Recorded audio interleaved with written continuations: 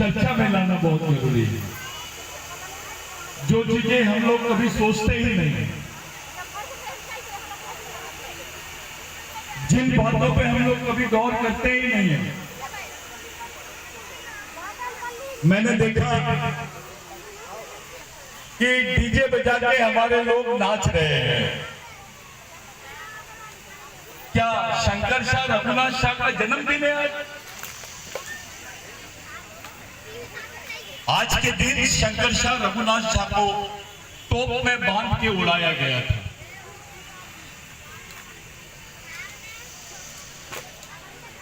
सब लोगों को इस देश में जब फांसी की सजा होती थी तो उनको फांसी दे दी जाती थी, लेकिन जब आदिवासियों को फांसी की सजा होती है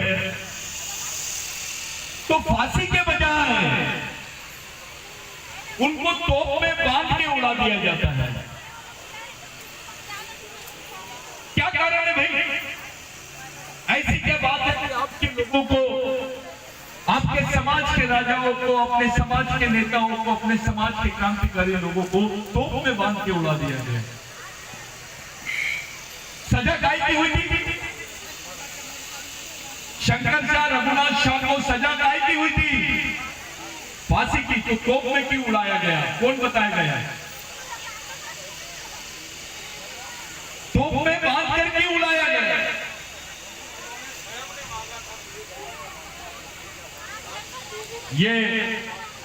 ये जो बात है, ये हमारे बीच में ब्राह्मणवादियों द्वारा फैलाई गई बात है। शंकर शाह रघुनाथ शाह ने ऐसा क्या किया था कि ये लोगों ने उसको तोप में उड़ाने की बात की? ये बहुत बड़ी बात है, छोटी बात नहीं है,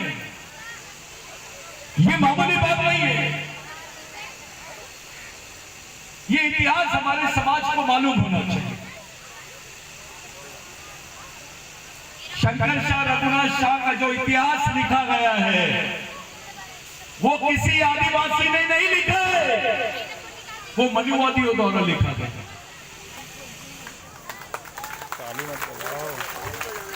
आदिवासी द्वारा नहीं लिखा गया। कोई ताली वाली मत बजाइए,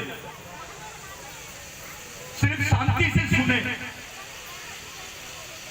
कि शंकर शाह रघुनाथ शाह का जो इतिहास है वो इतिहास आदिवासियों ने नहीं लिखा, वो इतिहास लिखा है मनुवादी। मनुवादी का इतिहास थोड़ा सा लिखा, लेकिन 40 साल का जो कार्यकाल था शंकर शाह का, रघुनाथ शाह का, उस कार्यकाल का कोई जिक्र मध्य प्रदेश के इतिहास में नहीं लिखा।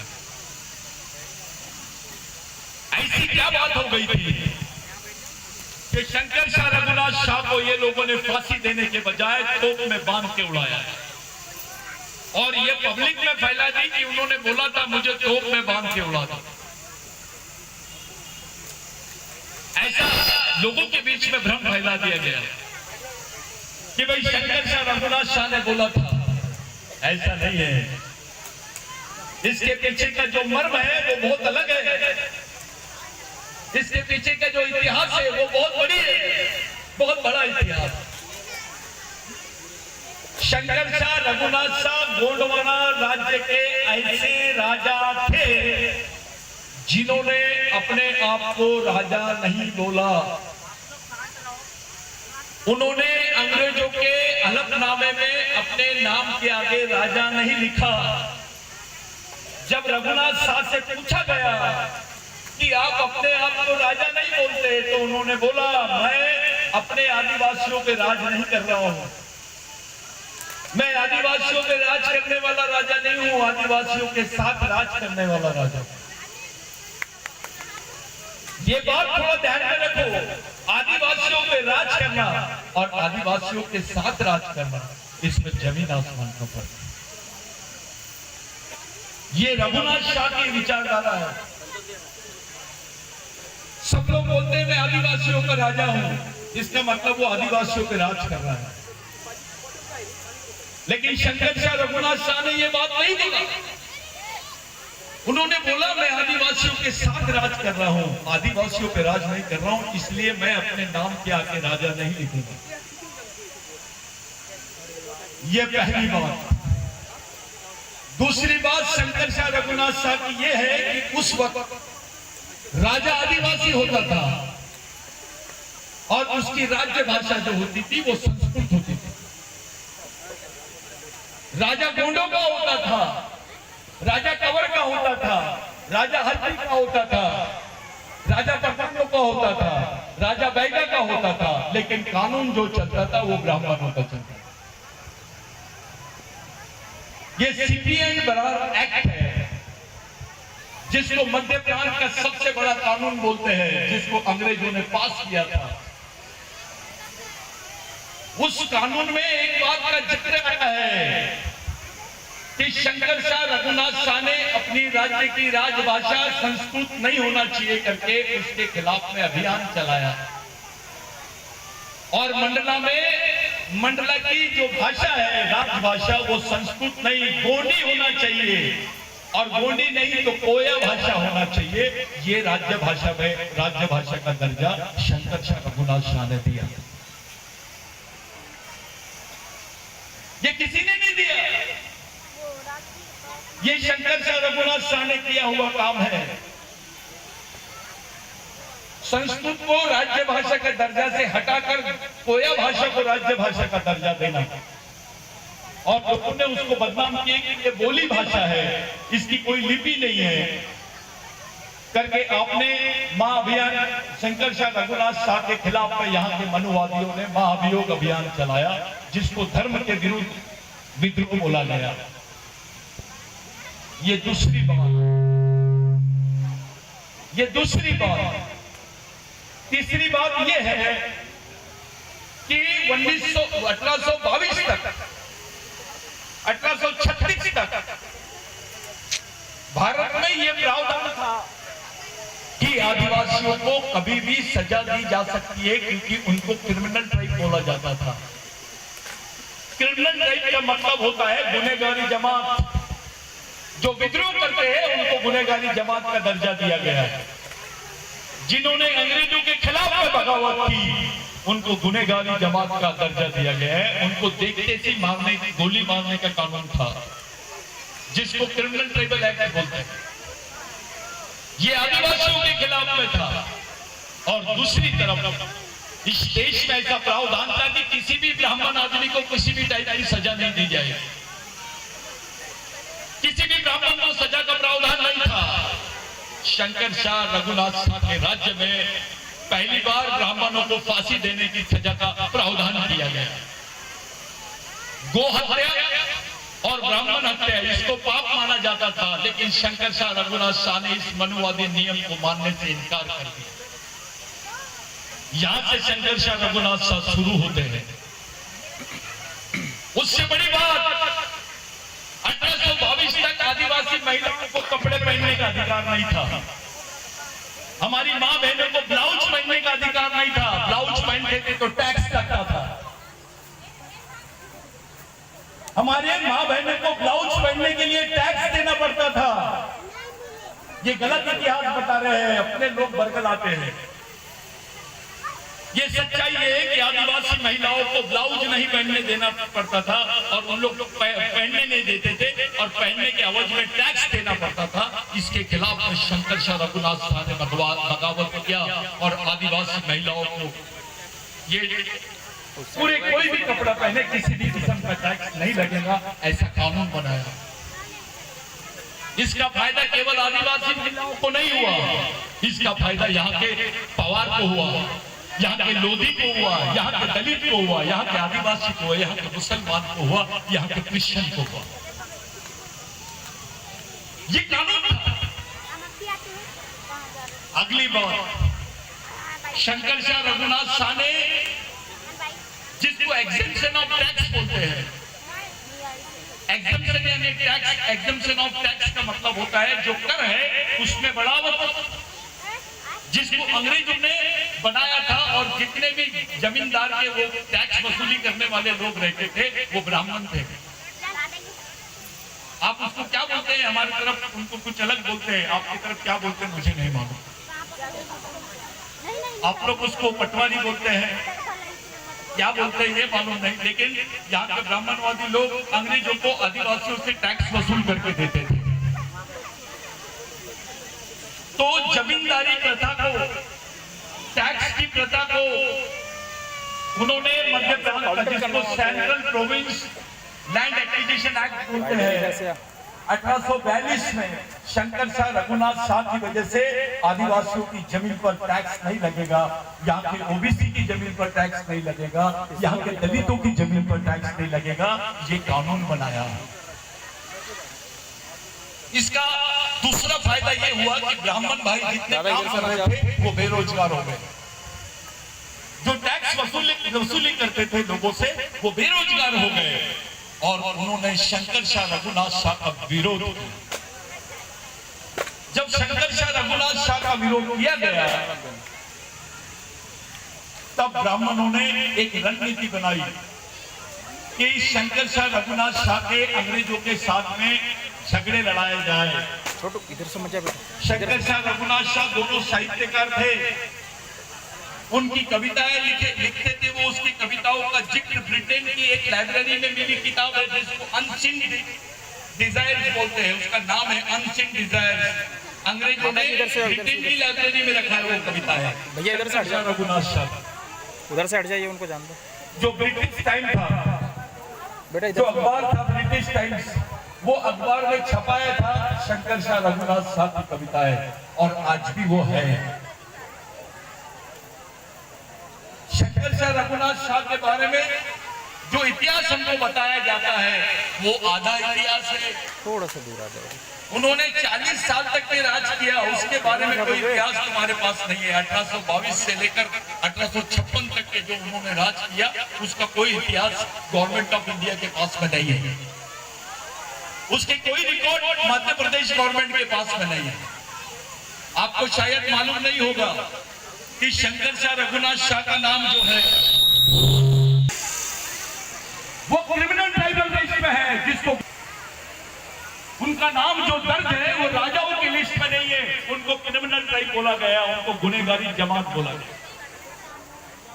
पैदा होते से बच्चा गुनहगार कहलाया जाता था। वो कानून हमारे खिलाफ में बनाया गया था इस देश में। साथियों, मैं इसलिए बता रहा हूं ये बात कि हम लोग शंकर शाह रघुनाथ साहब पे बात कर रहे हैं। सतीश ये ऐसे लोग थे जिन्होंने समाज के लिए अपना सब कुछ न्यौछावर कर दिया। ये वो राजा थे जिन्होंने समाज के साथ गद्दारी नहीं की। ये वो राजा थे जिन्होंने समाज के साथ ईमानदारी की, उनको न्याय दिलाया। और ऐसे राजाओं का इतिहास अभी हमको नहीं मिलता है। ऐसे लोगों का इतिहास मिलता है मध्य प्रदेश में जिन्होंने कुछ नहीं किया, उंगली कटा के शहीदों में नाम लिखा दिया। लेकिन आदिवासियों का इतिहास यहां मिलता नहीं है। 40 साल का इतिहास गायब है शंकर शाह रघुनाथ शाह। उसको राजा नहीं बोला गया, उनको क्रिमिनल ट्राइब बोला गया, उनको गुनहगारी जमात बोला गया। साथियों, जब शंकर शाह रघुनाथ शाह को पकड़ाया गया तो हमारे कुछ राजा भी मौजूद थे, उसमें अपने समाज के लोग भी शामिल थे, उसमें ब्राह्मण लोग भी शामिल थे। उसको पकड़ाने के बाद में ब्राह्मणों ने बोला इनको मनुस्मृति के हिसाब से सजा मिलनी चाहिए। मनुस्मृति के हिसाब से जब सजा मिलनी चाहिए तो इनकी फांसी की सजा के बजाय इनको तोप में बांध के उड़ा दिया जाए तो इनके बदन के टुकड़े ना मिले। जब उनको मार के उड़ा दिया गया उसके बाद उनके बॉडी के जो छिछड़े थे उसको जमा किया गया, उसको तेल में तला गया, उसको जला दिया गया और बहा दिया गया, नर्मदा में बहा दिया गया। ये चाहते थे कि शंकर शाह रघुनाथ शाह की कब्र भी ना मिले, उसके अवशेष भी ना मिले इस देश में। ऐसा कोई राजा आना नहीं चाहिए। ये गोंडवाना साम्राज्य का अंत है। और शर्म की बात है इसमें कुछ अपने लोग भी शामिल थे, अपने भी विभीषण शामिल थे। शंकर शाह रघुनाथ शाह ने ब्राह्मणों का कानून नहीं माना। उनके जीते जी उनके रहते हुए एक भी मंदिर नहीं बना गोंडवाना में। यहां तो उल्टा है, जो मजदूर आदमी है उसके बारे में सरकार गंभीर नहीं है, लेकिन जो आदमी मंदिरों में बैठे एक ही मंत्र बोल के भगवान को भी और दूसरे लोगों को भी बेवकूफ बना रहे, ऐसे लोगों को सरकार ने 5,000 रुपए की पेंशन की घोषणा कर दी। उसके बाद शहर में अगर मंदिर है तो मंदिर में रहने की जगह फ्री और उसको सामाजिक सुरक्षक बोला गया। लेकिन मध्य प्रदेश का मजदूर आदिवासी आदमी दूसरे प्रदेश में जाके काम करता है, 3 महीने की बच्ची को पीठ पे बांधती है औरत और चप्पल गोटे से खोदती है, गड्ढा खोदने का काम करती है। उसके बारे में कोई गवर्नमेंट सोची नहीं। अरे मजदूरों के बारे में, मेहनत करने वालों के बारे में तुम नहीं सोचते हैं और पंडितों के बारे में तुम सोचते हो, उनको संरक्षण दे रहे हैं। गवर्नमेंट किसकी है? हमारा एक भी नेता कुछ नहीं बोलता, हमारा एक भी गांडू नेता कुछ नहीं बोलता इस बारे में। जब तुम्हारे जमीन के बारे में कानून बना, मैं यहाँ उपवा में आया हूं। उपवा में मैं जब आया तो मैं एक जगह गया जब ये उपवा की माइन से वहां कर मेरे को कुछ लड़कों ने बताया, मेरे को राहुल मला भी लेके गया, कुछ साथी मेरे साथ में आए, मेरे को दिखाया। जब मैंने देखा तो पता चला कि आदिवासियों की जमीन माइंस वालों ने ले ली और 65 साल की लीज में उसको रिकॉर्ड में ला लिया। वो आदिवासियों को मालूम भी नहीं है उनकी जमीन ली गई है और उनको मालूम नहीं, उनकी जमीन के खाते के ऊपर, उनके जमीन के 7/12 के ऊपर इन्होंने लिख दिया, it is given on lease. 65 साल की लीज में दी गई है। आपकी जमीन आपको बिगर बताए जब दी जाएगी तो कैसा लगेगा? ऐसा कौन सा कानून बनाया गया कि आपको पूछेंगे नहीं और आपकी जमीन ले लेंगे? अभी माइंस की जमीन लिए, कल तुम्हारे घर से तुमको तुम्हारी जमीनों से ये लोग बेदखल करेंगे और बोलेंगे हमने आदिवासियों की जमीन लीज पे ले ली। तब क्या करोगे तुम? तब क्या करोगे? अरे तुम्हारे पास नौकरी नहीं है तो जिंदा रहने का एकमेव साधन है जमीन। आदिवासियों की जल जमीन जंगल जो है उसके जिंदा रहने का अंतिम साधन है। ये सरकार ने पेशा कानून बदल दी, मोदी जी ने पेशा कानून बदल दिया। पेशा कानून में प्रावधान था कि ग्राम सभा के एनओसी के बगैर आप उसकी जमीन नहीं ले सकते, लेकिन वो एनओसी के प्रावधान को इन्होंने चेंज कर दिया, उसको बोल दिया परामर्श, यानी आपके जो अधिकार थे उसको समाप्त कर दिया। उसके बाद में सरकार ने एक बिल लाई। अभी जब हम लोग मणिपुर के बारे में चिल्ला रहे थे, जब मणिपुर की घटना के लिए पूरे आदिवासी देश भर में विरोध कर रहे थे, तब ये सरकार ने एक बिल पास कर दी जिसका नाम है फॉरेस्ट कंजर्वेशन एक्ट 2023। इस बिल में प्रावधान किया गया कि जो दावे करने वाली जमीनें हैं आदिवासियों की वन अधिकार के अंतर्गत, वो जमीनों को लीज पे दे देंगे हम प्राइवेट सेक्टर में। ये बिल के बारे में किसी को नहीं मालूम, कोई आदिवासी नेता इसके ऊपर बोलने के लिए तैयार नहीं है। हमारा नेता पार्लियामेंट में जाकर सोता है, विधानसभा में जाकर सोता है। जब आदिवासियों के बच्चों के भविष्य का सौदा होगा तब कोई चुप थे, किसी ने कुछ नहीं बोला। प्रावधान किया गया कि आदिवासी की जमीन को लीज में ले जाएगी। उसके बाद एक प्रावधान और किया गया कि जिस जगह पर आदिवासियों की जमीनें और जंगल है वो क्षेत्रों में पुलिस स्टेशन हटा दिए जाएंगे, वहां पैरामिलिट्री फोर्सेस के चौकियां लगाई जाएगी, वहां मिलिट्री की चौकियां लगाई जाएगी। जब पुलिस रहती है तो कानून का राज माना जाता है। पुलिस एफआईआर दर्ज करती है, आप पुलिस में कंप्लेंट करते हो, लेकिन अब पुलिस थाने की जगह समाज क्षेत्रों में चौकियां लगाएंगे, सेना लगाएंगे। सेना जब सेना रहेगी तो आप कंप्लेंट किसको दोगे? सेना का काम है सिर्फ गोली मारना। 370 इन्होंने कश्मीर को खाली कराया और 371 और 372 आदिवासियों की 5वीं अनुसूची और 6वीं अनुसूची के क्षेत्र है।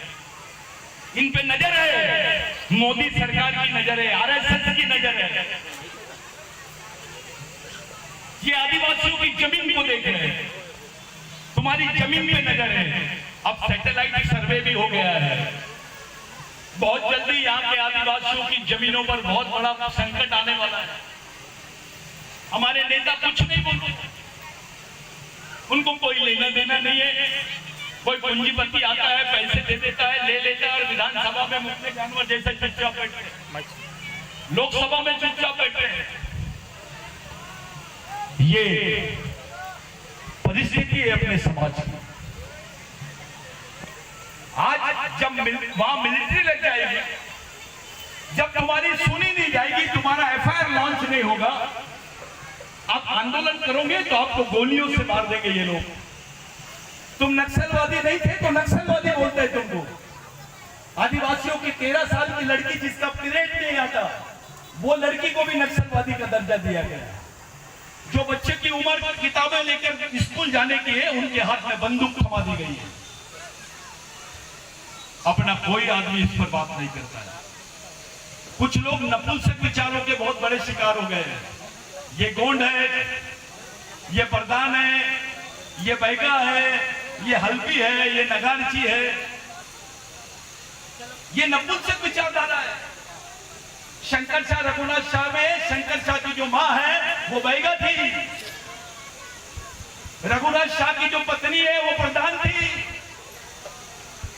अपने को मालूम है शंकर शाह रघुनाथ शाह को मार के उड़ा दिए, लेकिन उसकी पत्नी जिंदा होंगी, उसके वंश के लोग कहां है? इस पर आदिवासी समाज कुछ बोलता क्यों नहीं है? क्या हुआ उसके परिवार का? वो तो मर गए, शंकर शाह रघुनाथ शाह मर गए, लेकिन उनकी बीवी थी, उनका बाकी परिवार था, वो कहां है? कौन सी अवस्था में है? जब ये पता लगाया जाता है तो समझ में आता है कि मनुवादियों ने उनकी दोनों पत्नियों को जला दिए, उनको सती कर दिए, उनको जिंदा जलाया गया। कल ये आपके साथ होगा तो कैसा लगेगा? हमारे लोग केवल पुण्यतिथि के दिन और जन्मदिन के दिन अपने शहीदों को याद करते हैं। शहीदों को याद नहीं करना चाहिए करके कुछ राजा माइंडेड लोग, कुछ नेता माइंडेड लोग हमारे लोगों को बेवकूफ बनाते हैं, क्योंकि उनको उसके विचारों से अवगत नहीं कराते हैं। साथियों, संविधान में जो भी प्रावधान है तुमको, वो धर्म और जाति के नाम पर नहीं है, वो समाज के नाम पर है। जो अधिकार है तुम्हारे, वो समाज के नाम पर है। आरक्षण का अधिकार, स्वरक्षण का अधिकार, जंगल का अधिकार, जमीन का अधिकार, ये समाज के नाम पर है। अगर ये समाज ही जिंदा नहीं रहेगा तो तुम कैसे जिंदा रहोगे मेरे भाइयों? ये शंकर शाह रघुनाथ शाह तुम्हारे लिए फांसी के तख्ते पे गए, तोप पे चढ़ गए, उड़ा दिए। तुम्हारे बच्चे को बोला मेरे लिए थोड़ी सजा ले ले बेटा, अपने भाई को बोलो मेरे बदले की सजा ले ले, मेरे बदले फांसी पे चढ़ जा। हो सकता है क्या गरज थी उनको लड़ने के लिए? क्या गरज थी उनको इस बात के लिए कुर्बान होने की? क्योंकि उनकी नजर के सामने समाज था, जात नहीं थी। ये गांडूगिरी है, जात की सोच। मैं ये जात का हूं, मैं वो जात का हूं। तेरी संस्कृति एक, तेरा डीएनए एक, तेरी सभ्यता एक, तो समाज भी एक होना चाहिए। ये समाज को तोड़ते हैं सड़े से पॉलिटिक्स के लिए। किसी को विधायक बनना है, किसी को जिला परिषद सदस्य बनना है, किसी को सांसद बनना है, तो समाज को तोड़ दो। ये प्रैक्टिस है, ये तोड़ने की प्रैक्टिस से बचो। अपने आप को बचाओ, अपने बाल बच्चों को बचाओ। हमारा आदिवासी आदमी, आधे से ज्यादा आदिवासी लोग गड्ढा खोदने का काम करते हैं। आप जाइए, मंडला का आदमी, बैयर का आदमी, बालाघाट का आदमी पूरे देश में गड्ढा खोदने के लिए जाते हैं, मजदूरी करने के लिए जाते हैं। आपको मालूम है यहाँ के उच्च वर्णीय नेता क्या बोलते हैं? ये आदिवासी समाज नहीं है, ये मजदूरों की मंडी है, ये आदिवासियों का भाव लगा दो, लेके जाते हैं। हमारी माँ बहनों से काम कराते हैं, उनको पेमेंट नहीं देते, बदले में उसको बोलते हैं सो, उसका शारीरिक शोषण करते हैं। ये हालत है हमारे समाज की। अरे खुलेआम हमारे आदमी के ऊपर एक ब्राह्मण आदमी मुंह देता है, पेशाब करता है, हमारा एक भी नेता खड़े होके खुलेआम बहुत बात नहीं करता है। क्या बात है भैया? मुख्यमंत्री जी जाते हैं, उसको नहलाते हैं, उसको शॉल पहनाते हैं, कुछ पैसे दे देते हैं और बोलते हैं बेटा ज्यादा चुपचाप रहे, निकल। और वो आदमी जो पेशाब करता है उसके ऊपर एट्रोसिटी भी दाखिल नहीं होती है।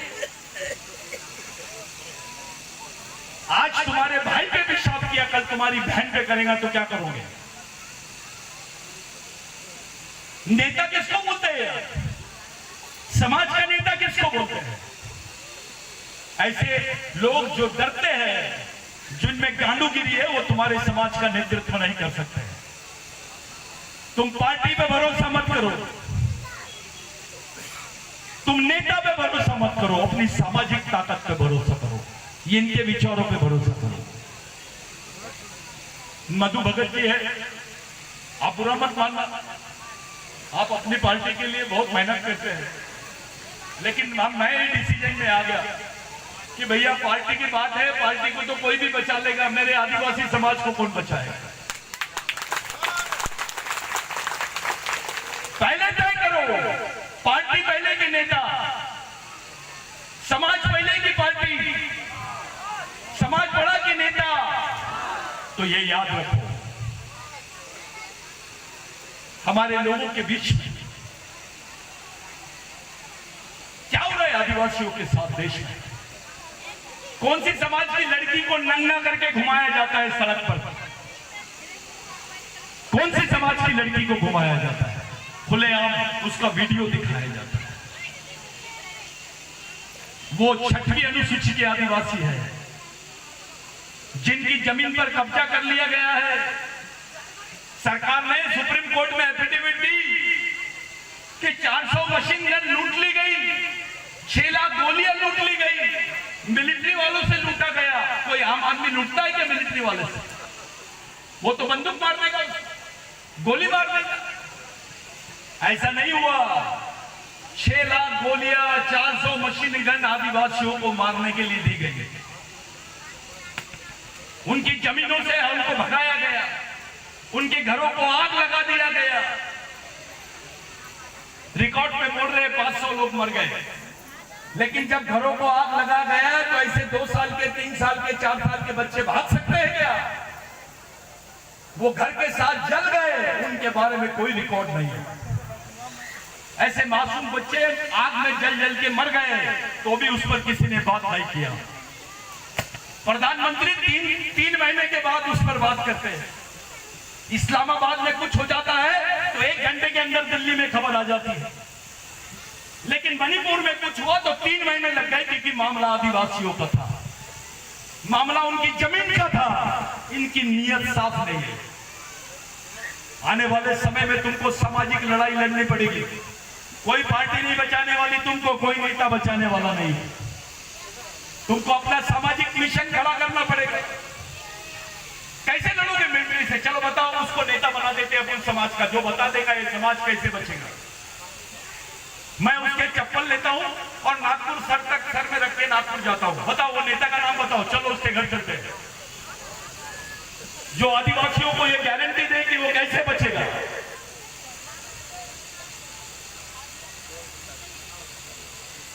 आज बहुत अच्छी हालत है तुम्हारी, हमारी मां बहनों के बदन पे कपड़े हैं।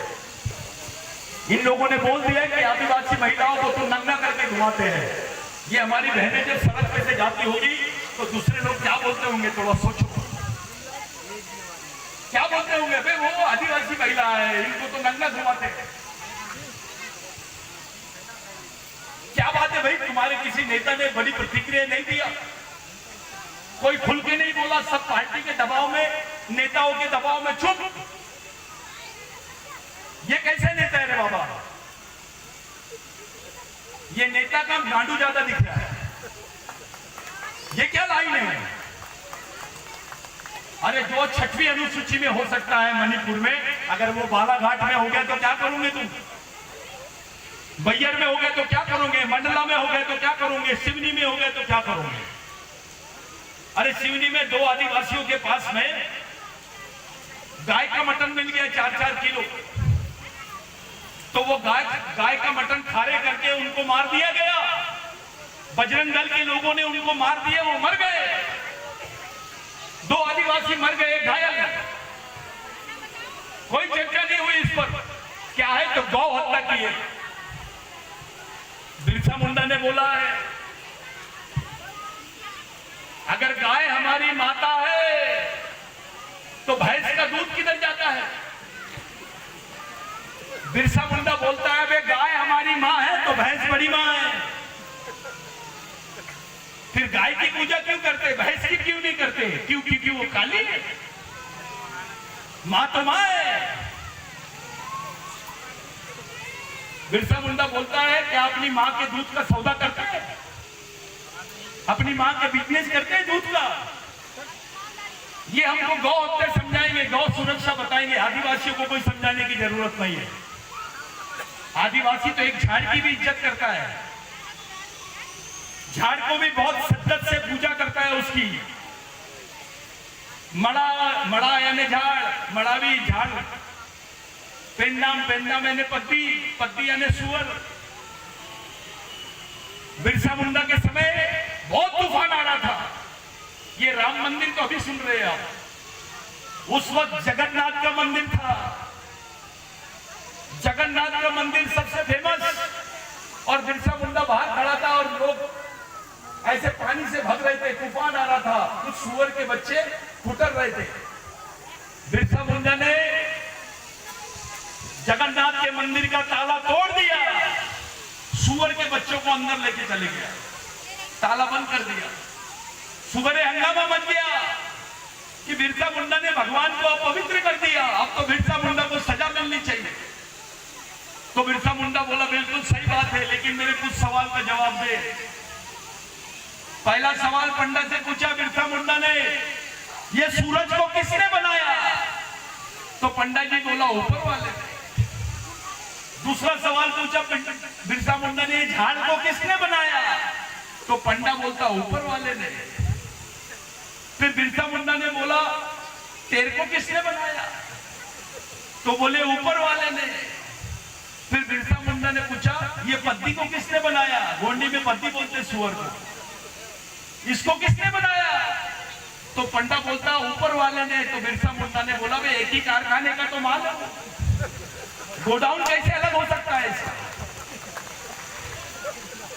फिर बिरसा मुंडा ने बोला कि दुनिया के जितने धर्म के लोग हैं, जिस जानवर को सबसे तुच्छ जानवर मानते हैं, जिसको सबसे अछूत जानवर मानते हैं, उसको हमारी संस्कृति में नारायण पेन बोलते हैं।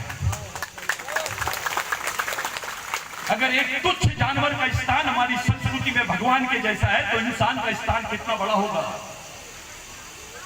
ये बात बिरसा मुंडा बताते हैं। ये आदिवासियों को कोई सिखा नहीं सकता। आदिवासियों से सीखने की जरूरत है, आदिवासियों को सिखाने की जरूरत नहीं है। आप जाइए आदिवासी के गांव में, अगर किसी को कैंसर भी हो गया तो उसकी दवा आदिवासी आदमी सूखी रोटी में बांध के उसको चुपचाप दे देता है। जब वो पैसे देने की बात करता है तो उसको बोलता है आदिवासी, अरे पैसे लूंगा तो तेरे को दवा नहीं मिलेगी भाई। हेलो, अगर आप लोग बोर हो गए होंगे तो मैं बंद कर दूं।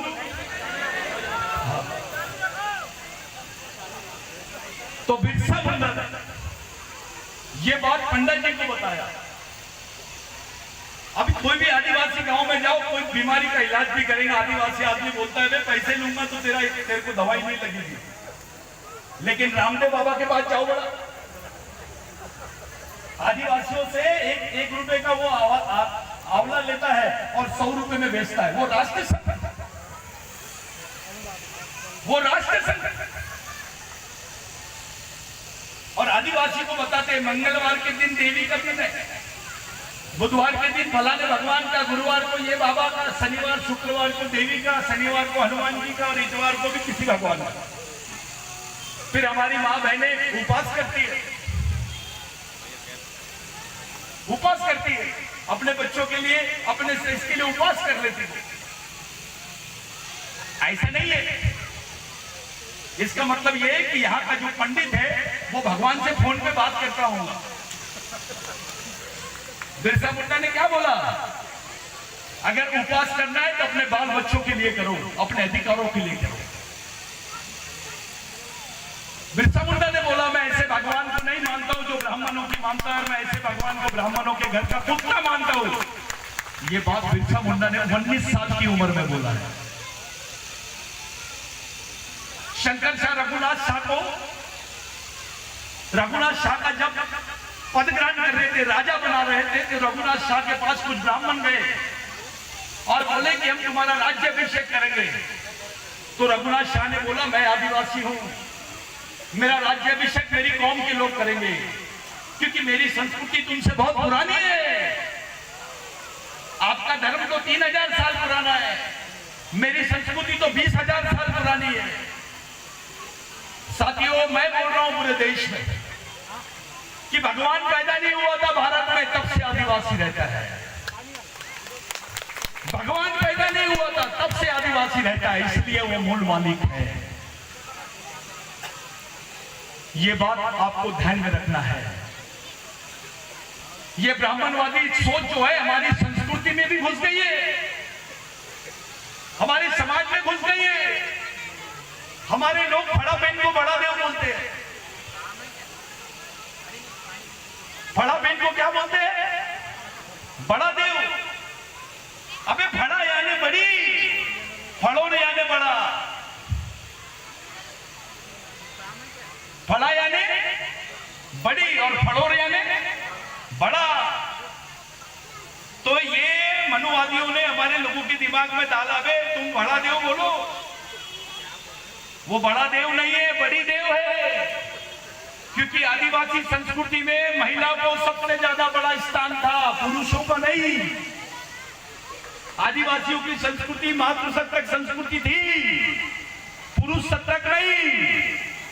विश्व के कितने भी धर्म है वो सब धर्म पुरुषों ने बनाए हैं, लेकिन आदिवासी संस्कृति की निर्माता महिला है, वो महिला ने बनाई है। इसलिए आदिवासी भगवान से भी बड़ा अपनी मां को समझता है। ये सच्चाई है।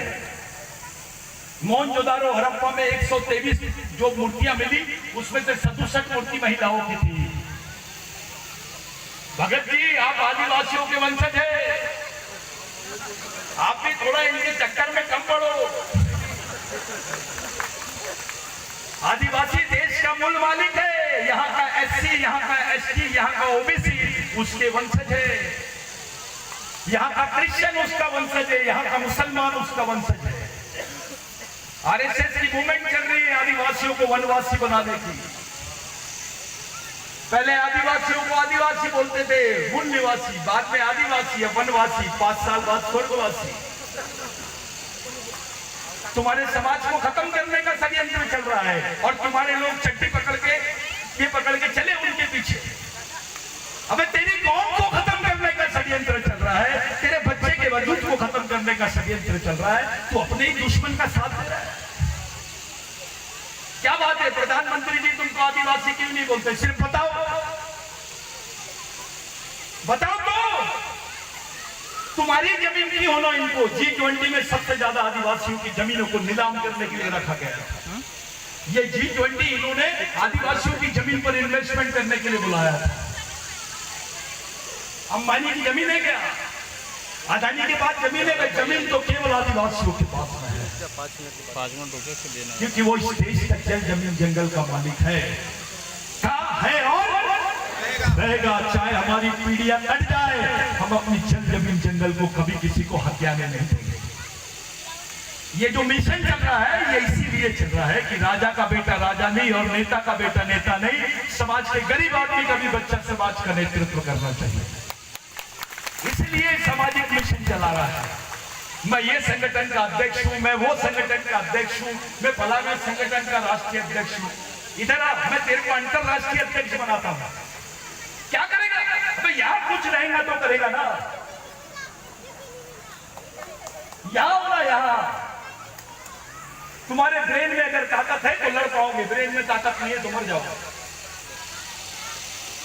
बिरसा मुंडा ने बोला था, जिस समाज की सामाजिक समस्या नहीं होती है उसकी कोई समस्या नहीं होती है। और जिस समाज की सामाजिक समस्या होती है उसकी समस्या ही समस्या होती है। हमारी समस्या यह है कि हमारे लोग जाति के नाम पर बट रहे हैं। हमारी समस्या यह है कि हमारे लोग सामाजिक विचारों के लिए, समाज के लिए काम नहीं कर रहे हैं। हमारी समस्या यह है कि हमारा आदमी अपने ही समाज से गद्दारी कर रहा है। हमारी समस्या यह है कि हमारे नेता हमारे समाज के साथ पूरी तरह गद्दार है। उनको पार्टी की ज्यादा फिक्र है, समाज की नहीं है। अगर आने वाली पीढ़ी को बचाना है, आने वाली जनरेशन को अगर बचाना है, मैं बोल रहा था वो गड्ढे खोदने वाली बात। साहब, गड्ढे खोदने की भी मशीन निकल गई है। संडास साफ करने के काम को गवर्नमेंट नौकरी का हिस्सा माना गया, लेकिन गड्ढे खोदने के काम को गवर्नमेंट नौकरी का हिस्सा नहीं माना गया। सबसे ज्यादा भारत में गड्ढे खोदने वाली कौन? आदिवासी। अब गड्ढे खोदने की मशीन निकल गई है, वो भी काम उसको नहीं मिलेगा। आप लोग बताइए मैडम, वो जिंदा कैसे रहेंगे? उनको ये काम भी नहीं मिलेगा। एक बोरा लेके आए, लड़की को डाल दो उसमें, काउंटर करो उनको। और उसकी माँ नहीं मानी तो माँ को भी डाल दो। बाप है तो दोनों माँ बाप बेटे को डाल दो, और जो जो बच्चे यहाँ चिल्ला रहे हैं उनको सबको बोरे में डालो और लेके चलो। तो ऐसे समय जब उनके पास काम नहीं रहेगा, कैसे करोगे आप?